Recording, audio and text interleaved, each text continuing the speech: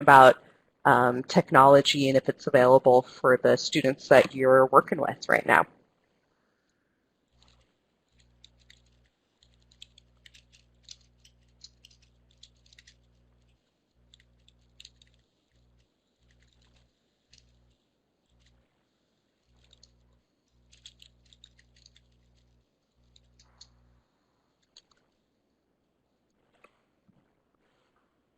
Right.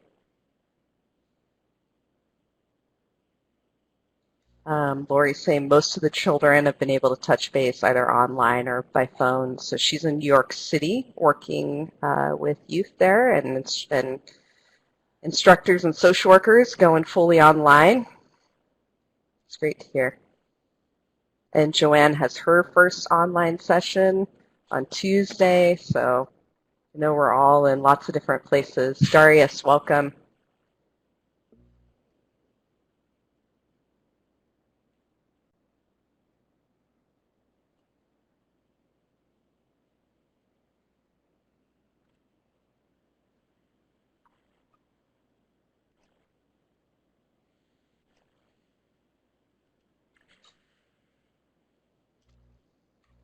Great. Yeah, welcome, Rob. Got you up to presenter. Excited for today. This is definitely, I'm really excited about this webinar session because so far it's been us and our perspective from our admin team for the School of Social Work's online campus, and now the instructor perspective for instructors and everybody else too. And thanks again, yeah, to those presenters who are donating their time. So it's very appreciated, especially with everything going on. Welcome, Mattia.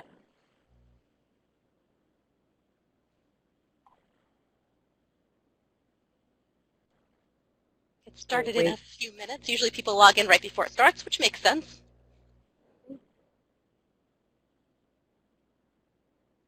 Hi, Rob. Always good to see you.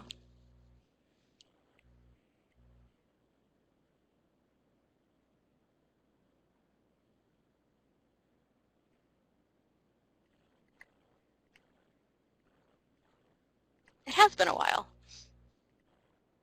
Too long. It's been since last semester. Earlier this semester, something like that. How's everyone's weather today?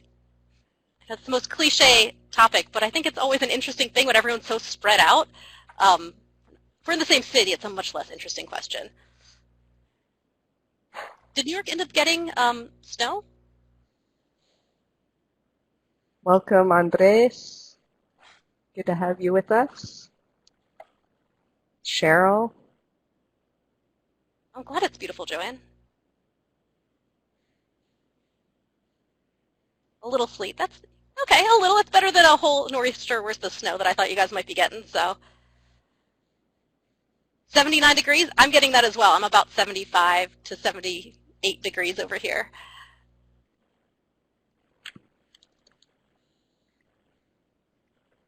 Which I'll definitely take over snow anytime.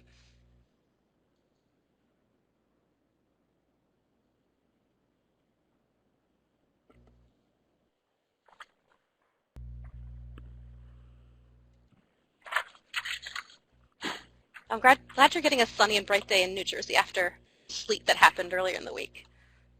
Kind of makes up for it. It's like the weather apologizing.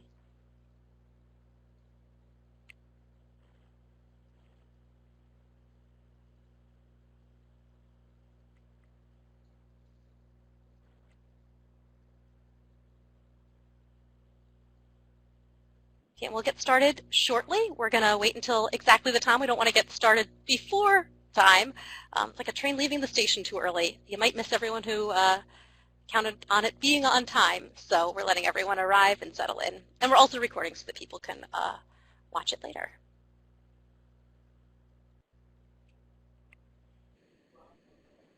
Welcome. If you're just joining, feel free to type in the chat. How are you doing?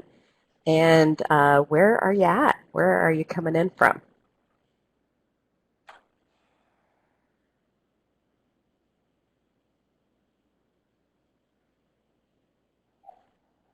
Oh you're welcome, Joanne. I love giving tips on camera settings and lighting. It's one of my favorite things. Bewendy is coming in from Memphis, Tennessee.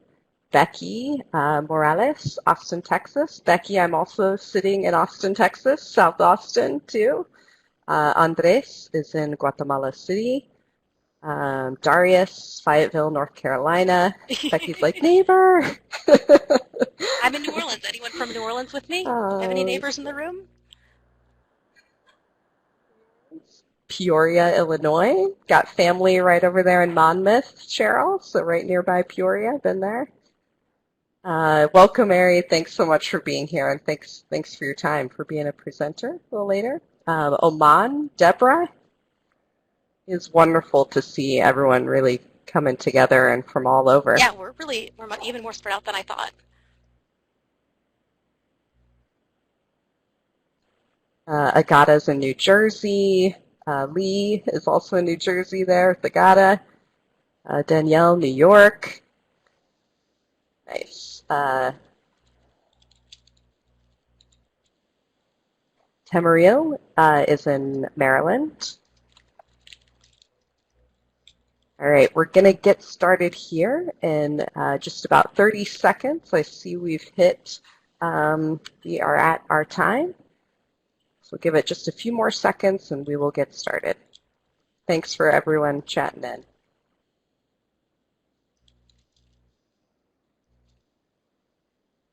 All right, we will go ahead and get started. Welcome everyone to webinar 4. You are in the right place. This is the panel of instructors who have experience teaching in both the physical and online classrooms. We are hoping today to share advice and lessons learned.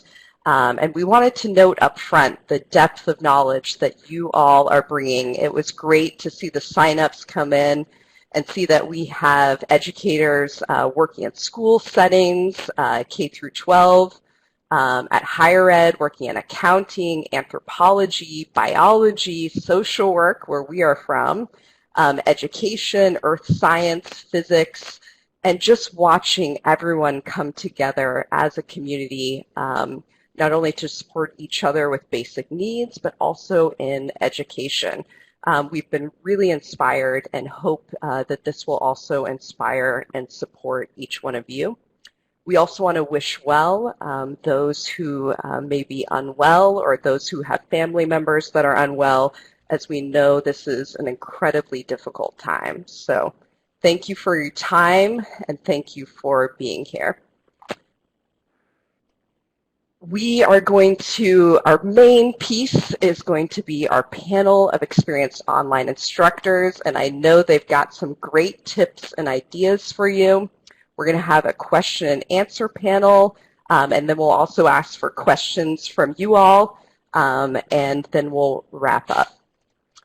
So we love our online classes to be very interactive, so please chat. It is very welcome, very appreciated. Chat throughout, type in the chat box down here. If you haven't already, feel free to say a hi down below, a virtual hi if you want to test out the chat box and you've just arrived. We have our Twitter down here. Feel free to tweet at us at Columbia SSW School of Social Work. We want this to be as engaging and as helpful as possible. So it's great to see some highs coming in. Josie, Rosa, looks like Linda is chatting. Feel free, test it out. Please, if anything inspires you, type it. If you have any great ideas to add, this is the power of the collective together, and we want your wisdom throughout this too. So thanks, Heather. Thanks, Linda. Linda's coming in from the School of Nursing at Emory. Great. And I know that you are all over and really doing this vital work.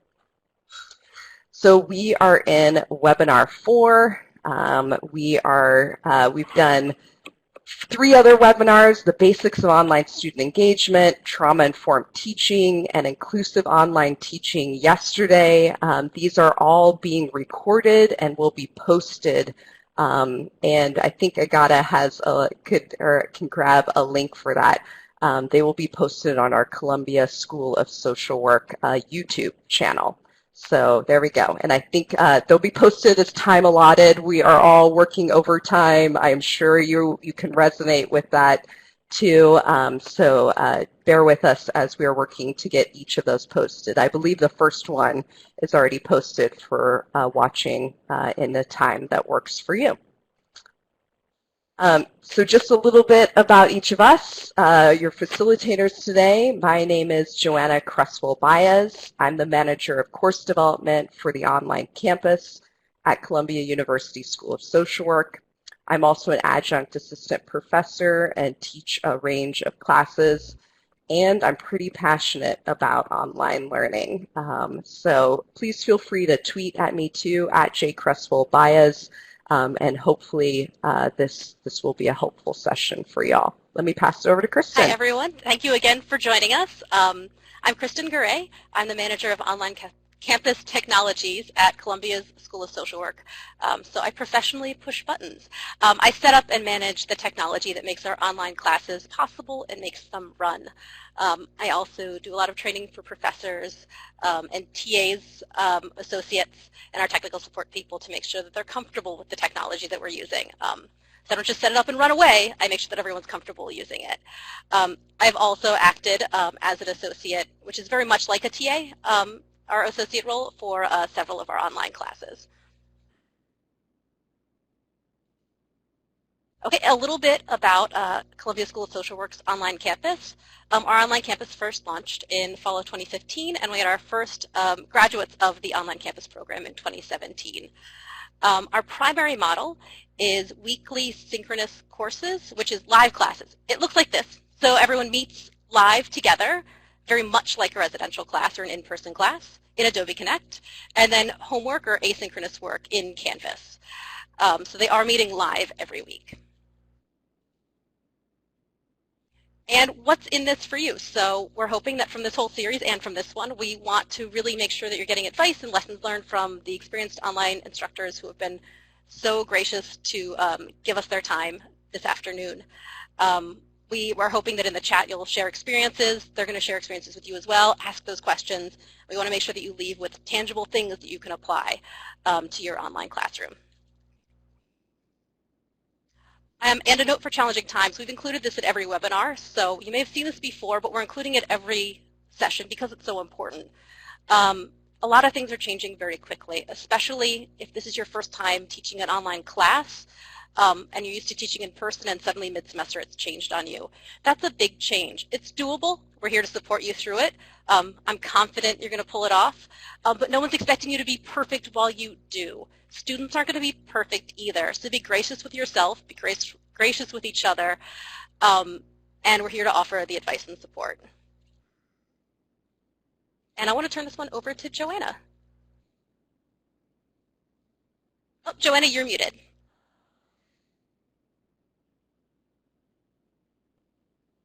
Thanks for that, right? We're all working on that mute button right now. Type in the chat. Type in the chat if you're resonating with that. I'm sure it's happened to all of us this week, right? Yes. Yeah, being graceful, we can model it for you. Parallel process. So this was a similar slide that we used in our trauma-informed teaching and learning webinar, which you can watch on the YouTube channel. And we want to really acknowledge that these are not normal times, both for ourselves and for our students, and there is uncertainty.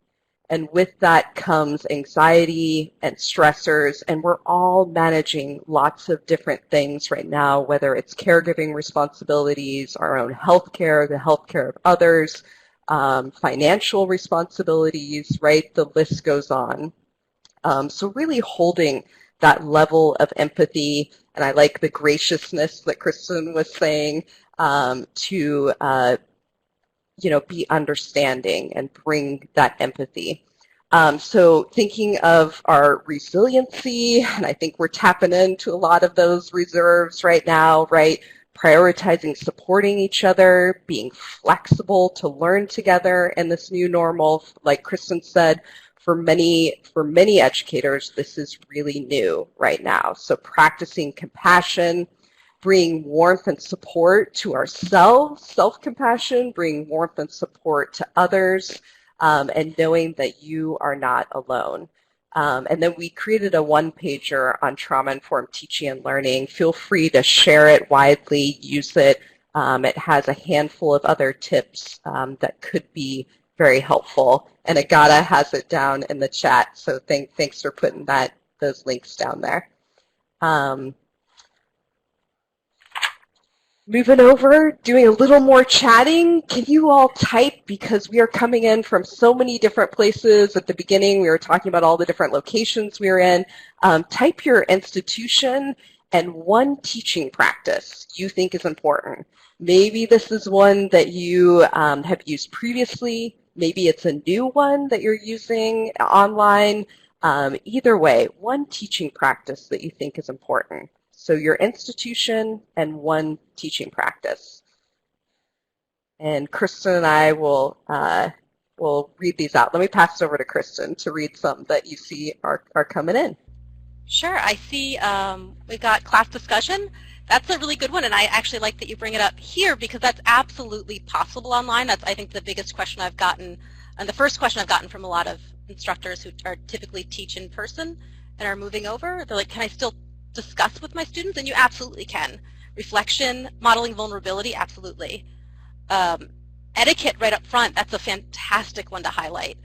It's new not just for you, but for your students. What are you expecting? That's important. Group assignments. Yep. Having guest lectures, journaling, connecting with students, doing that active learning, being available when it's possible, of course, because we're all balancing our own things.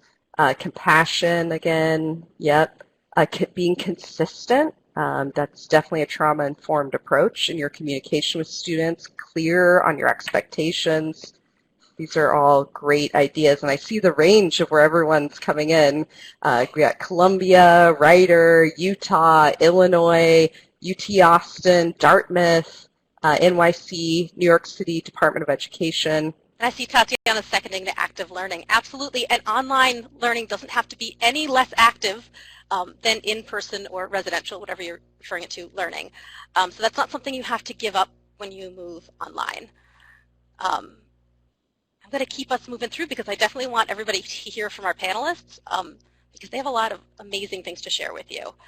So let's move on over, and Johanna's going to introduce our panelists here.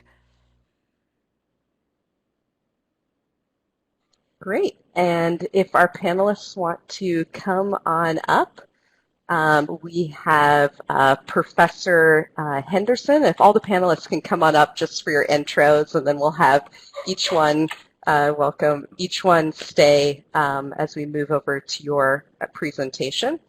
So we have Professor Henderson, a full-time lecturer here at the Columbia University School of Social Work. She teaches clinical case evaluation, social work practice 2, couples therapy, and foundations of social work practice.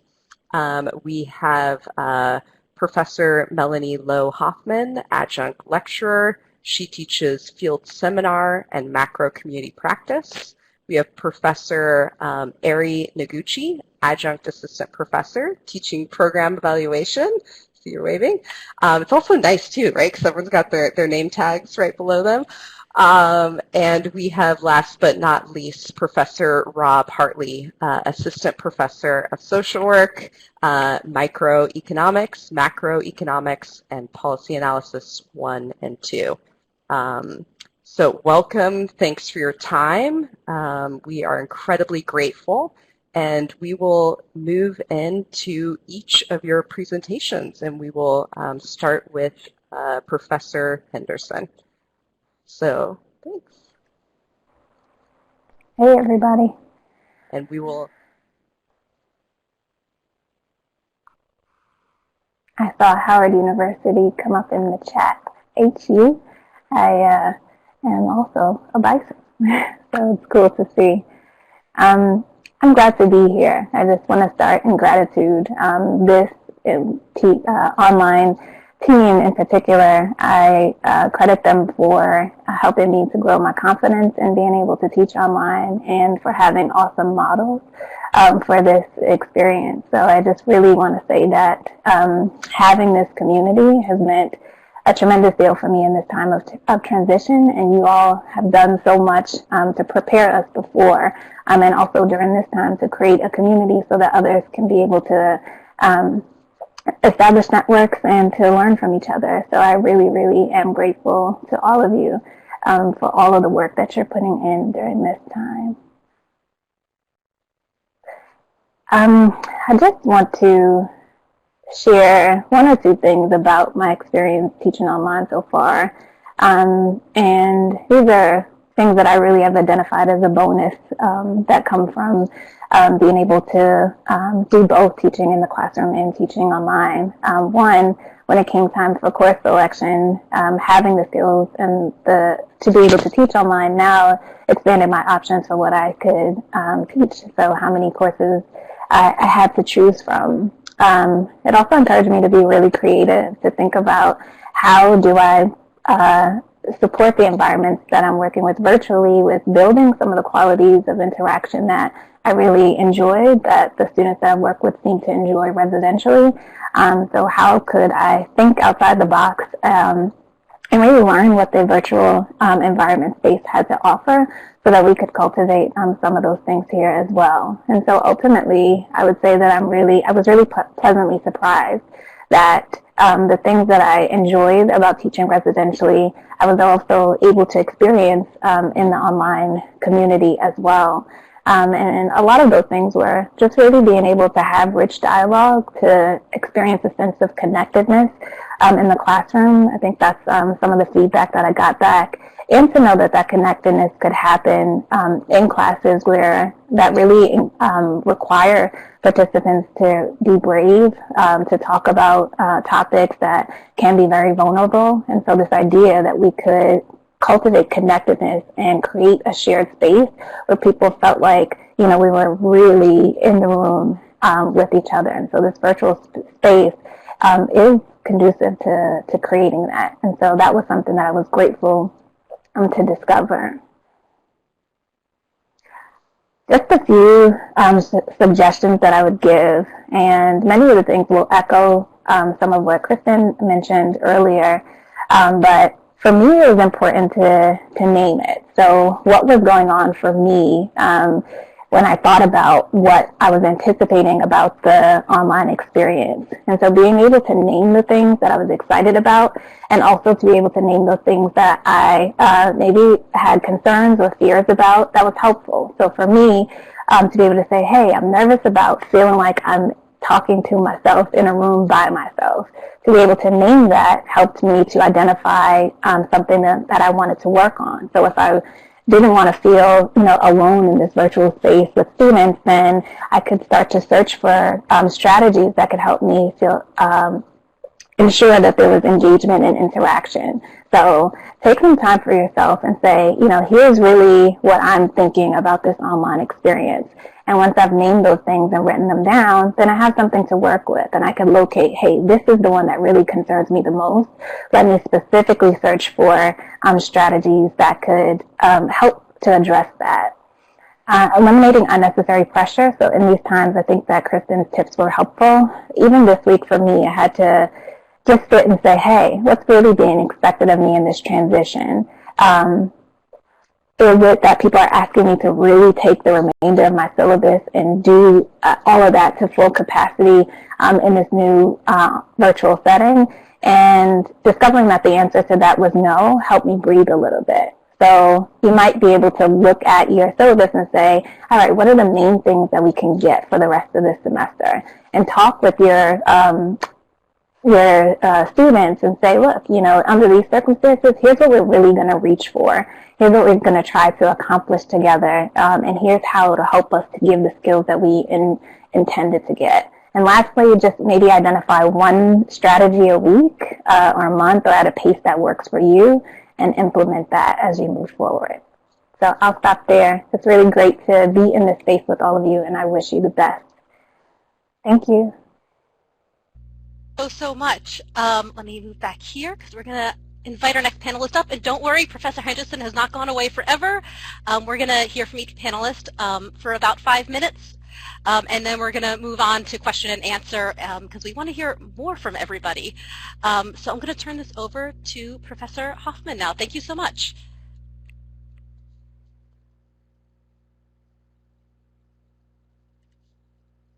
Just make sure you unmute yourself. So I was wanting to model for everyone there. So welcome. Modeling. Thank you for having me. I'm glad to be here, and I think it's so incredible that the School of Social Work has organized these webinars for our faculty around the country, because it's such a tremendous undertaking to learn how to do online teaching, and so to make information accessible and to humanize this process, I think it's just so critical, and so I'm so grateful to have so many here today, and hope that you find this information helpful. So I just wanted to give some context of my background and how I work with online graduate social work students now. Within the School of Social Work at Columbia, I teach macro community practice along with a field seminar. I also serve as an advisor for students, and I have some experience teaching within asynchronous classes as well. And in these different roles, I've been able to test my own assumptions and expectations of what it means to be an online student. When I first entered this world of online teaching, my expectations were not necessarily realistic. And so I want to echo what Professor Henderson was just saying in the lines of making sure that you are identifying, you're naming what those goals are and making sure that they're realistic. So that way you're not overwhelming yourself or your students as you go through this process. My top 3 teaching takeaways feel kind of simple, but they can be hard to actualize. And so when I first started teaching online classes, I was nervous, and if I'm totally transparent, I still am. And I had to learn very quickly that I needed to have a solid plan and then really be ready to improvise. And the improvisation was needed, whether it be technical challenges on my side or the students, or if I needed to meet the needs of the students of what they were interested in. So if I had a solid plan of what I hoped to accomplish in that live session, then I was prepared and ready to go for whatever kind of played out in the live class. I also thought carefully about how I was going to engage the students during the class session. So for me and for Columbia, it's a very interactive class, and so I really want to make sure that I'm prepared. I'm reading the students' discussion boards in advance. I know where their strong areas of interest are, and I'm prepared to engage with them using breakout rooms or the like to get their input and ideas. The next point that I would love to emphasize, and I saw it in the chat as well, was the importance of communicating with students. What students have told me over the years is how much information they're getting from various professors in different points. And so what I tell students from the get-go is that I am going to share all class information in the announcements tab. That way they know where to find all key course information, any potential changes, it's in the announcements, and they know that they can find it there. In those announcements, I also make sure that I'm extremely mindful of my tone and make sure that they recognize that I am here as a resource, I'm here to support them, and that I am available to them. So in every announcement, I am making sure that they know that I am a tool, or I am a resource for them. And I think that, frankly, it's critical to be able to use humor when it's appropriate, of course, to humanize yourself, to bring your personality in as you can. I think that helps you become more accessible to the students and help them be able to state their vulnerabilities, state their challenges, state their reality for what they may be navigating right now. So I think that when you can bring yourself into the online class, it just makes the process more accessible for everyone involved. So in closing, if I can be of assistance, here's my email. I'm happy to answer any questions, and that's about it. So thank you. Great. And if you don't mind staying up just for 1 second, there were so many great points that you made, Professor Hoffman. I was trying to jot them down, from humanizing this process that we're all in, making sure to set realistic goals, making a plan, like you said, and I noticed people were resonating, Professor Hartley, with that tone being important, so kind of turning up that warmth and support in our digital communication. So all excellent points. I see lots of validations coming in, and thanks. So thanks so much. We'll bring you back for our panel. Thank you. And we'll go over here. Next up, we have Professor Noguchi, teaching program evaluation and adjunct assistant professor. Welcome. Thanks for your time. I know you're doing a lot of work right now on the front lines during the day, so thank you so much for your time. I will move it over, and we'll bring up your slides here. Make sure I'm being heard. Yeah, maybe a little bit loud if you can go up to your volume and turn it up a bit on your microphone. Is that working? Better? Yeah, and if you could talk a little louder, that might be great. Okay, got it.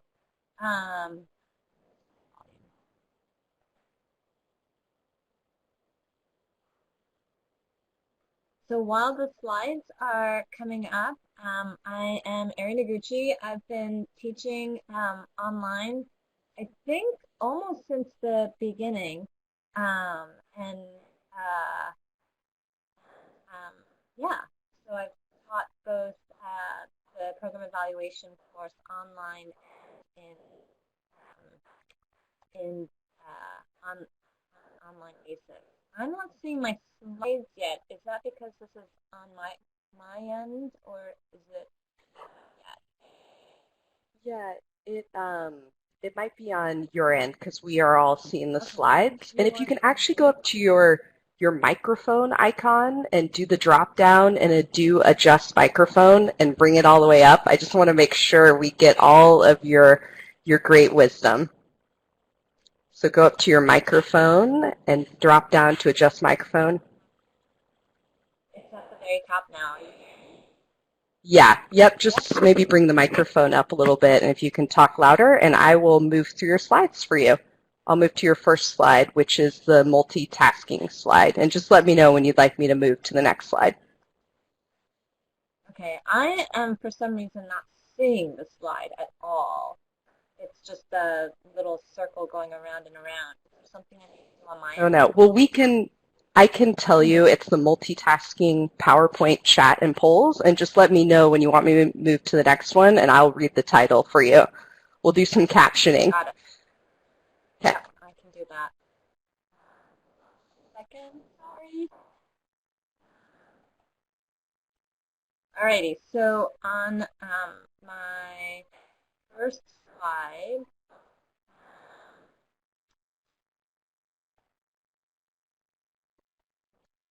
so on multitasking, so one of the things that I really wanted to kind of think about because it's been a while since I first started teaching online, that the first thing that I was most nervous about and that I was had the hardest time with in the beginning was multitasking. There's a lot going on the screen, and in a live residential class, I'm very kind of tuned in to what's going on in the classroom. I'm looking at the students, I'm reading their cues, and I'm responding both to what they say and also what they don't say, because I'm so focused on that.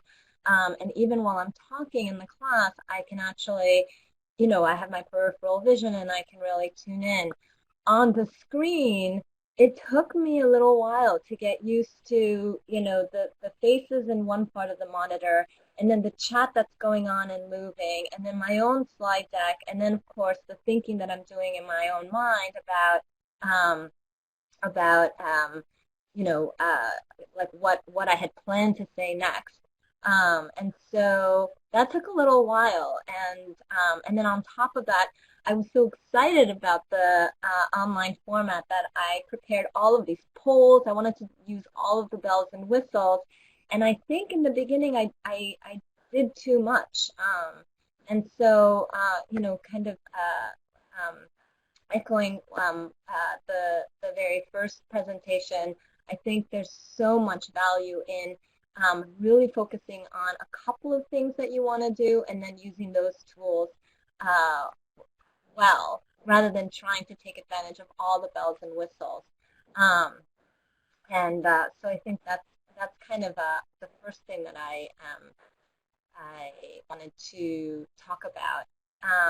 The other thing that I, with respect to the bells and whistles, the other thing that I want to admit, and I'm a little embarrassed to admit it in front of the online leadership crew, but like for the first time this year, I used the drawing feature. I was afraid of using that before, and it's always like one of those checklist items. Have you tried it yet? Have you tried it yet? And I hadn't. So again, I mean, I think there's so much that you can do online that is very different from the residential experience. I think in terms of what I was really surprised about, that I also really appreciated, is that the online format actually brings out those students who are really quiet. There are students who are not so comfortable speaking up in a classroom full of live other students. But somehow in the online format, you know, sharing their thoughts in a chat is something that they're able to do and do confidently.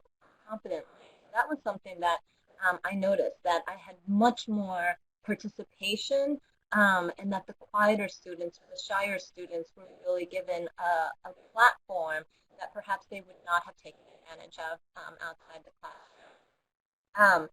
And then the last that am I coming in and out? I moved over to the watching and responding to physical cues slide, if that helps you. Got it. So that, I think, is very much what I wanted to focus on, especially in this moment, that I'm focusing so much more on really making sure that that I bring the students on video, on webcam, so that there's a real sense of presence. Because I think in this moment, that has been something that is so important, to engage, to feel like we're connecting to each other, and so on. And so you have your last slide too. That is the engage, engage, engage, and using that FaceTime. So that was. I'll pass it back over. Thank you so much. I'm sorry about that.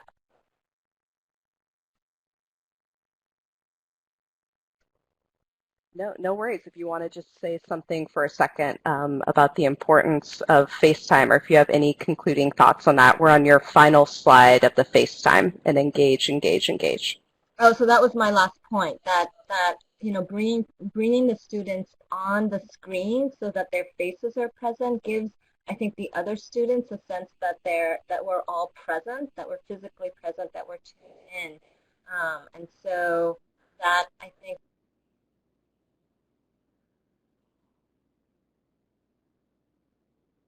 is something that we should all be prioritizing right now as we move into an online platform. And that's it. and I'm available for. Thank you so much, Professor Noguchi. obviously Definitely, I Q&A right now, resonated but with also the, you don't have to throw all the bells and whistles in at once. It's so tempting. But you can, like you do with the draw tool, approach it when you're ready, approach it when you have the need. And thank you for troubleshooting through that internet connection that was flickering on you a little bit. I really appreciate it. All right, let's move on to Professor Hartley. Let's move over to his slides here.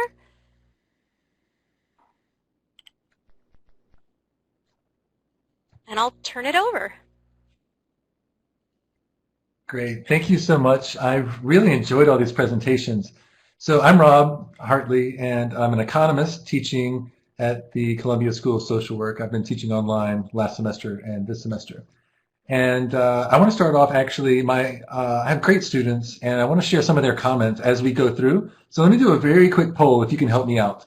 I want to give them code names so I don't use any of their confidential name, their information. So what would you rather hear? Marvel superhero names, my own personal houseplant names that I've given my plants, or cool dog names? So in the chats, help me out. Marvel, plants, or cool dog. Mattia says houseplants. All right. I'm actually I'm actually seeing a lot of houseplants. It's like houseplants and Marvel. Oh, that's a tough one. Okay, so let me see. I have to make a choice here. Okay, I see Marvel. There's like there's big support for that, and I also happen to have my own 5-minute Marvel timer that I'm using. Although my timer's I've already lost a minute with this game. So okay, I'm using superhero names. Number 1, professionalism and other stuff. So on this one, I feel like anytime we get on a camera, we feel like we have to talk a certain way and be more perfect because we're being recorded or we're in this format. But I found that it really helps to just break through that. And you may have a few tics when you talk or things that you do. And as long as they're really not bad or distracting or terrible, like you see yourself and you see these tics all of a sudden reflected to you. But I think just be you, because the students need to experience that. They need to see your personality. We don't need to be perfect. And professional can look a little bit different than maybe what you think it looks like when we're online. And Gamora says, not to take it too seriously. I think there's always going to be some error. And I think that being able to move through it with humor and grace is important. So we've seen great examples of that model already today. I try to teach in segments so that things aren't going too long. Sometimes you feel like you're talking forever without hearing from anyone. But the segments kind of break it up, and I try to have a little interaction in each. And again, using the personality, just really being present, and that seems to really resonate with the students as well. So again, like Gamora says, it does come across. And Daredevil said, we can tell like when you're being present with us, like they sense that. And then lastly, on this slide, this point 3, new class, new rules. And even in my class, I've been online all semester, and I have students who are asking, is it okay if I have to like not participate for a minute because I need to go away from the computer? Or is it okay if I did this? And they already know me. We already have a rapport, and we've been online, but they still need, my class still needs to like re-talk about, and a few times, what is okay. If you want them to chat, you need to give them permission to chat and really encourage it. So Rogue says, let the students process in the chat. If they find that it's too distracting, maybe encourage them to think about ways that it can help, or maybe even low-tech ways of just covering it up if that's a distraction to them. But they need to be encouraged that that's okay. And then Valkyrie says, take advantage of the chat and let people talk there. When you're a student who is new to an online class, chatting may feel more comfortable than raising your hand. Okay, so let me jump to an example that I like to do is ask students for content. This is actually part of my course already. I ask for participation credits on a regular basis where they submit short reflections or something creative. And I like to build around that when I'm doing lectures. We actually did a whole lecture after the first exam where we just used student content to drive questions about technology and automation, what that has to do with labor supply and well-being. So if you can solicit those in advance, it can be hard to get these examples spontaneously in an online setting. But if you solicit them in advance, you can really incorporate that, let them see their work, see their creativity and their ideas. And this picture was actually oh, I forget now. Was this Rogue or Daredevil that did this? Anyway, last point, teachable moments. And here, let me just jump to something that Daredevil said. Reading the chat from time to time to discuss anything relevant, being present in the class. Another way we do this is just by actually having conversations, spaces where we can just talk more.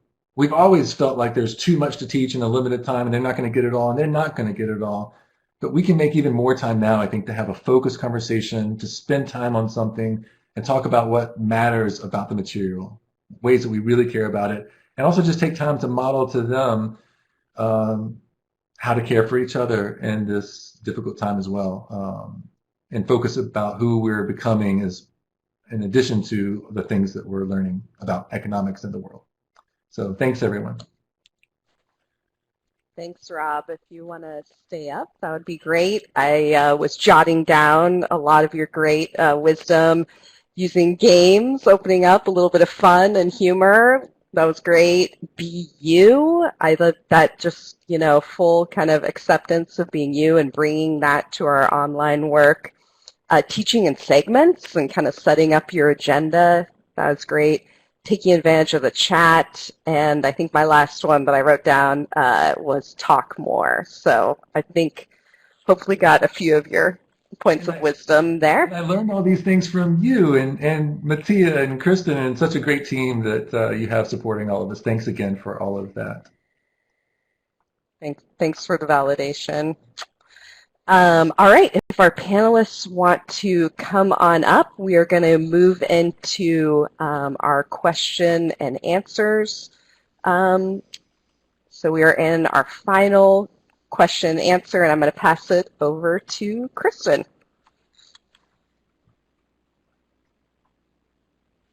And we wanted to, everyone, please feel free to type the questions you have for the panelists down there. If it's a particular panelist you have the question for too.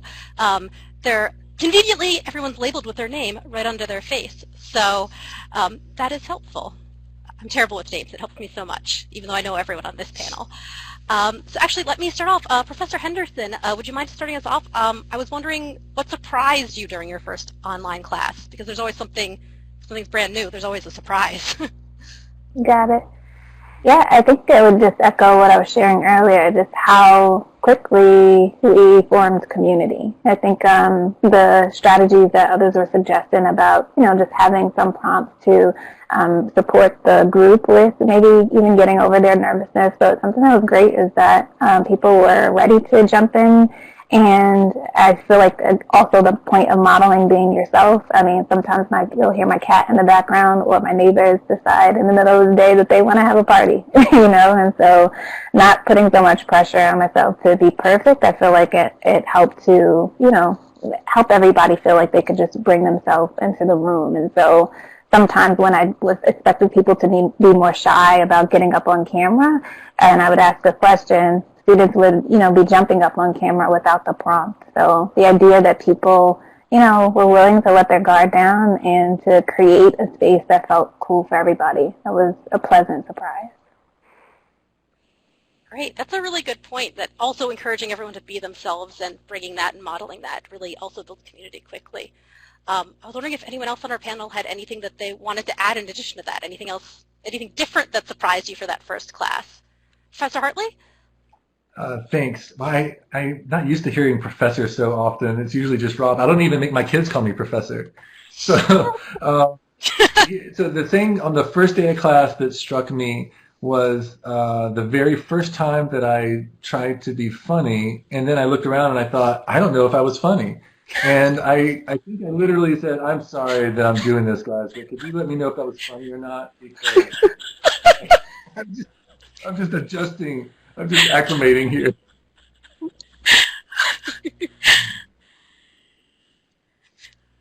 I can, that resonates with me. It feels very much like a comedian with the audience not there.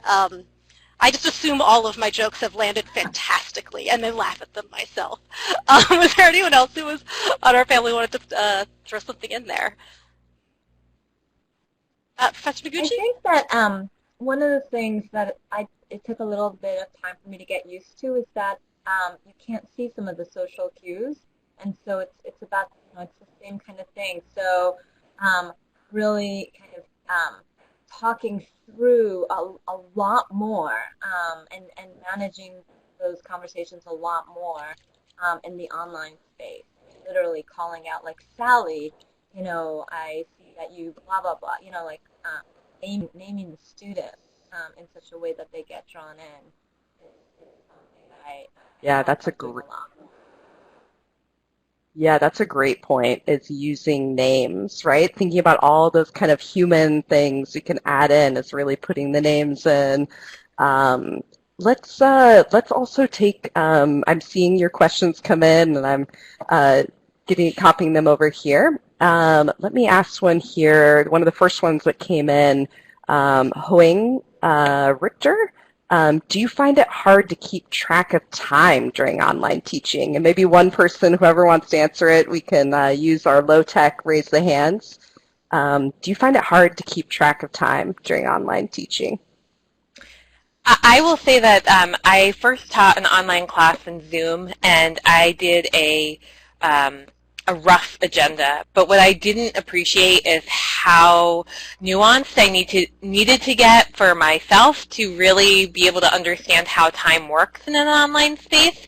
And so I think that was a big lesson learned for me and really helpful. And frankly, I then learned that there's other ways of developing an agenda from Mattia and the incredible online team here at Columbia. So I think that has been tremendously helpful in also, going to the earlier conversation in the chat of all these bells and whistles, making sure that you're looking at your plan and then determining how can you be strategic in integrating those in ways that are attainable for what you set out for the class session. So I think that plan is, and for and for me and my personality type as well, it's critical.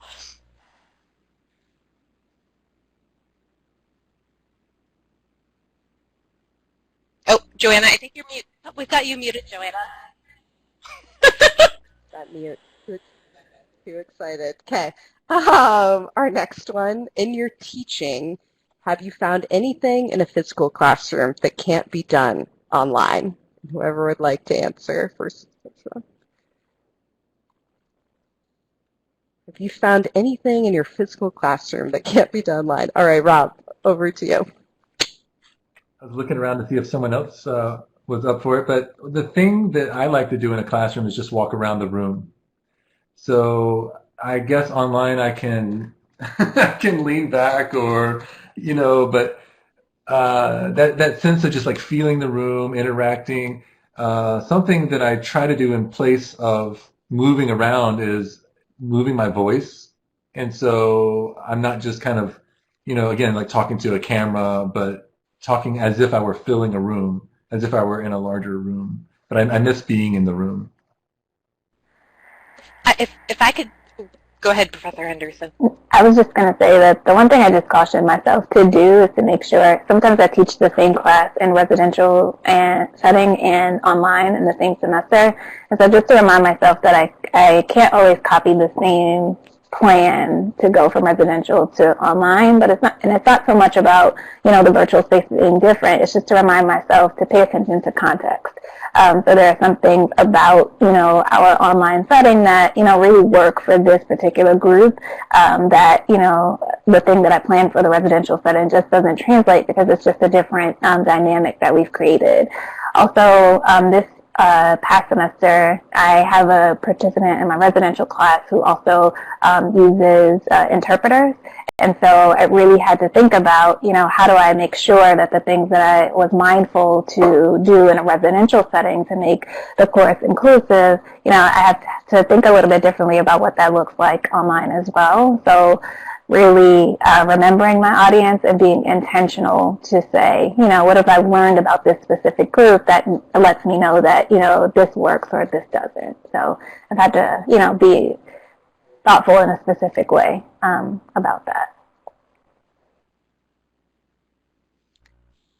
If I could also just add, one of the things that I have learned the hard way is I thought that I was being accessible by going into breakout room discussions when the students were in breakout, kind of to Rob's point of when you're walking around the classroom and you can kind of get the feel of the students and be able to interact with them. Well, it's horribly uncomfortable going into a breakout room with the students, and in fact I screw up the power dynamics at play because they become deferential, and I ruin their flow of ideas and generation and questions, and so I will not do that again. So that would be one recommendation that I would have moving forward. Oh, please, Professor Yeah, Noguchi. so thinking about when it could be helpful, and if, oh, go ahead, Professor Noguchi. But just one moment there on that one, just thinking about when it would be helpful, right, to go into a breakout and when it might not be as empowering. I think you bring up a really good point that we need to be thoughtful about each of our kind of the bells and whistles. I like the words you all were using. Be thoughtful about those and their the impact on that. One Okay, thing Professor that Noguchi? I find, and this has to do a little bit with the prior question about time management, one of the things that I found is with some of the polls, you know, you can either show all the results as they're coming in, or you can allow the students time to actually type and then show all the results. And what I found is that when you do the latter, there's some dead time when everyone's just kind of waiting. And so I've moved to always broadcast the results right away so that students, as they're typing, can also see what other people are typing. And I think that's kind of one of the differences between a live residential class and an online class is that, you know, in a residential class, students can always see what's going on. You know, you're not waiting for it to actually be posted on your own screen. So that's just something that I'm just mindful of. And along the same lines, students type faster than others. So when we're trying to have kind of a Q&A, sometimes I'll just say, you know, just come on audio and say what you're thinking, because otherwise, again, you have a lot of dead time as you're waiting for the answers by chat to come in. So I try to balance that. I think you've brought up a really good point there where it doesn't necessarily feel like students are finishing something, whereas in person you can see them like with their heads down and maybe writing on something, but you don't get that type of visual feedback if they're not on camera with you. And that can be definitely a transition period. Okay, so I wanted to bring the next one up. So for instructors who are having to make that quick transition to teaching an online class for the first time, what would you guys, as experienced professors teaching online, what would you recommend that they prioritize? Because not everything can be a priority, because that's not how priorities work. Did anyone want to start us off?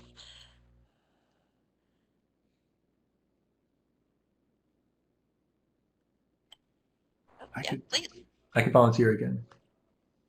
So I think a few people have talked about like planning going into these online courses. There's ways that you can be spontaneous in in a residential classroom that are harder to be spontaneous in an online classroom. And I would just say, like, one thing you could think about would be to plan at least one interaction that you know will work. You might try some things in class that don't work, and those are fine. I think students get that. If you're experimenting and trying, they appreciate it. But if you just at least have like one interaction that you know is going to really work, that almost anchors some of the other things going on in your course, and even if you do that up front in the lecture or the live session, that can help students kind of think, okay, let's get involved, and they'll maybe buy in more. I would also just That's a great point. Oh yeah, go ahead, please.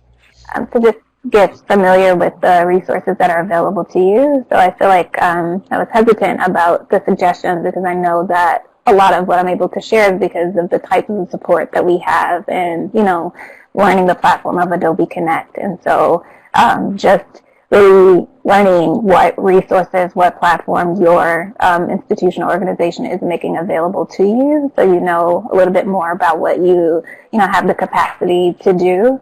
And again, I would just reiterate the idea of understanding the expectations for this transition, being clear that, people aren't asking you to create a masterpiece, during, this time can be helpful. And so just to identify, like, what is realistic to accomplish in this time that we have left. So over the next 5 months, we really, as a group online, could learn this particular strategy. And so, outline that, and then that can help you, I think, connected to Rob's point with planning. And I think in line with the planning piece is that communication. And so if you are in communication with your students, they know what to expect. They know what to expect in a class. So if there's, for instance, a particular activity you want them to do or be prepared for, to tell them that through the announcements. So that way then, you're setting them up so that they know what to expect a little bit more in the class as well. Can I do a quick response? A couple of people were asking about examples a second ago, and one of the things that I try to do sometimes is give them forewarning that I'm going to ask for participation, because sometimes when you're just like, participation question, everyone freezes up, but when they know it's coming, then they can and sometimes they might not always have the same level of focus in what you're saying on the box in front of them. So sometimes I give a heads up, hey, in a couple of minutes, I may want a couple of volunteers, or I'm going to ask you a reflection question in just a second. Then set it up, and then ask something that's open-ended that maybe just like about course content, get them to reflect on it in their professional, like for us, we're trained social workers. Like, how might you apply this in a social work setting? Let everyone respond, and then build off of those conversations. That would be a good example. Another example I like to do sometimes is have students draw on the board with me, and we'll walk through an example together. And they're always terrified. Agata is helping out with today's session. She also helps with our session, so Agata knows. But they're always terrified. But sometimes I'll get a volunteer, and when it goes great, it's great. But that's an example of a risky type thing that it might not work. I wouldn't want to lead a class with that, because then what they learn from that is, oh, it's risky to go up there. I'm gonna reserve and hold back every time. But those can be fun too and rewarding.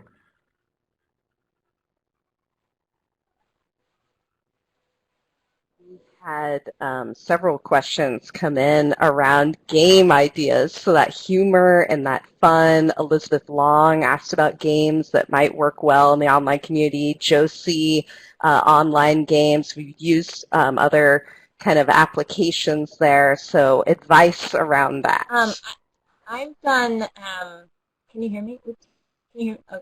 I've done Family Feud. I think that's the right game, and I literally have like a slide that's labeled Family Feud, and so it'll be kind of a race of who raises their hand first, which, just makes it a little bit more spicy sometimes.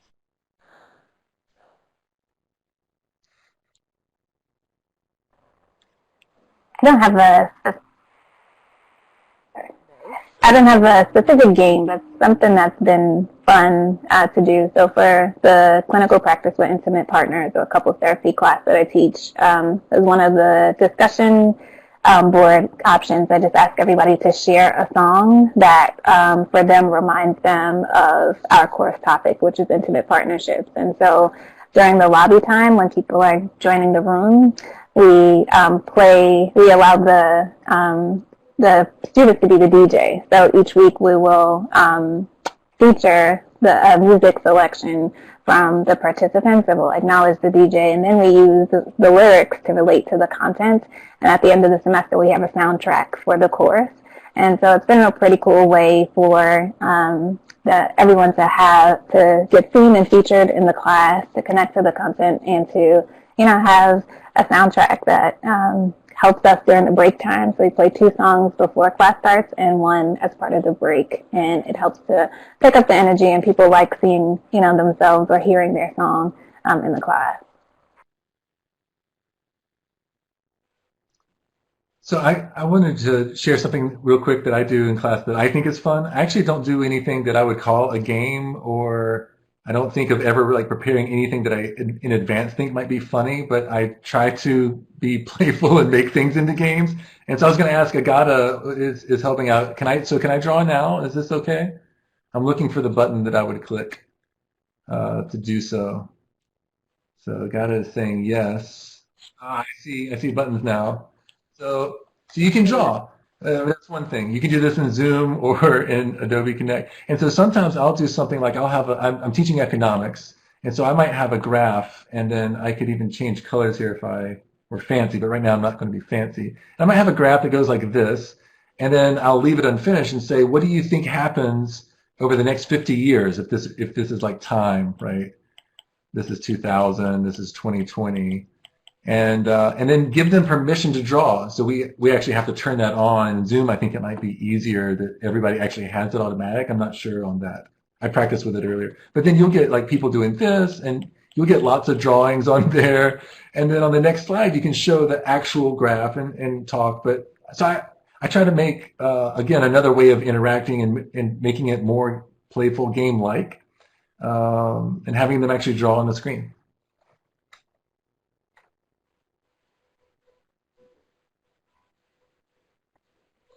That's great, right? And all of this, what we can do in the physical classroom, getting really creative and doing similar things in our online classroom. So thanks, Rob, for showing us that.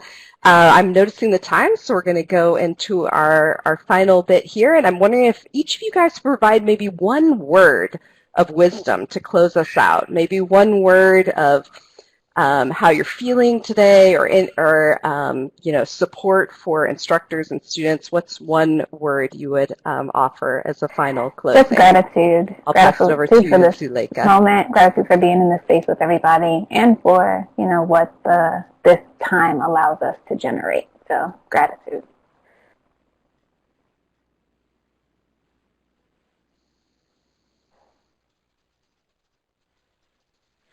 Encouragement. And Professor Hartley? Encouragement is Professor my word. Hartley, one closing word. That, just like I love gratitude, I just typed it in capital letters. But encouragement, we're getting a lot of it from each other, and I'm like, that's the gratitude part for me, is that I get great encouragement from what my colleagues are doing and what our students, the bravery that they're showing in the classrooms right now. But also encouragement as a verb, to be giving it and keep telling them what a great job that they're doing. And I find this to be a really rewarding time to be teaching.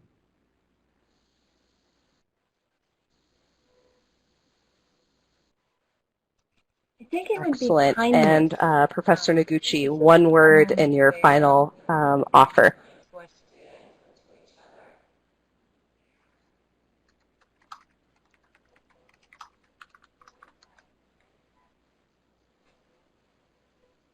Yes. Yep, definitely kindness. And to close us out, Professor Hoffman, one final word. Flexibility advice, for yourself encouragement. and What for would others you offer? as you finish out the spring semester.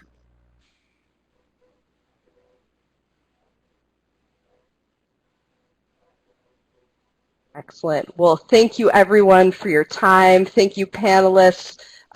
You all were wonderful. We've got some links to our online campus at Columbia University School of Social Work, and we were honored to spend this time with you all. And hopefully this has been helpful and you have some practical tools to take in your own work. So thank you so much, and have a wonderful day, and thank you.